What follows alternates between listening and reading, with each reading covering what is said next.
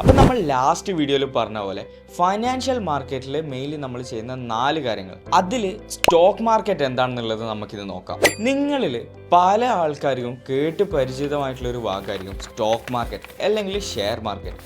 എന്താണ് stock market? ഈ stock market അല്ലെങ്കിൽ ഈ ഷെയർ മാർക്കറ്റ് എന്ന് വെച്ചാൽ വെർച്വലി പ്രസൻ്റ് ആയിട്ടുള്ള ഒരു മാർക്കറ്റാണ്. ഇവിടെ പബ്ലിക്ലി ലിസ്റ്റഡ് ആയിട്ടുള്ള കമ്പനീസിൻ്റെ ഷെയർസ് ആൾക്കാർ വാങ്ങുകയും വിൽക്കുകയും ചെയ്യുന്നതിനാണ് നമ്മളൊരു ഷെയർ ട്രേഡിംഗ് അല്ലെങ്കിൽ സ്റ്റോക്ക് ട്രേഡിംഗ് എന്ന് പറയാം. സോ ഒരു കമ്പനി അവരുടെ കമ്പനിയുടെ ഷെയർസ് മാർക്കറ്റ് ലിസ്റ്റ് ചെയ്യുന്നത് ആ കമ്പനിയുടെ ക്യാപിറ്റൽ റേസ് ചെയ്യാൻ വേണ്ടിയിട്ടാണ്.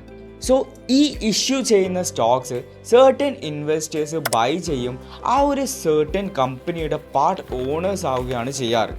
ആൻഡ് ഇന്ത്യയിൽ സെബി അഥവാ സെക്യൂരിറ്റി എക്സ്ചേഞ്ച് ബോർഡ് ഓഫ് ഇന്ത്യയുടെ അണ്ടറിലാണ് ഈ മാർക്കറ്റ് ഫുള്ളി ഓപ്പറേറ്റ് ചെയ്യുന്നത്. സോ ഇതിനെയാണ് നമ്മൾ ഷെയർ മാർക്കറ്റ് അഥവാ സ്റ്റോക്ക് മാർക്കറ്റ് എന്ന് പറയുന്നത്. ഇപ്പോൾ നിങ്ങൾക്ക് സ്റ്റോക്ക് മാർക്കറ്റ് എന്താണെന്ന് മനസ്സിലായില്ലേ? നമുക്ക് നെക്സ്റ്റ് പാർട്ടിൽ ക്രിപ്റ്റോ എന്താണെന്ന് നോക്കാം.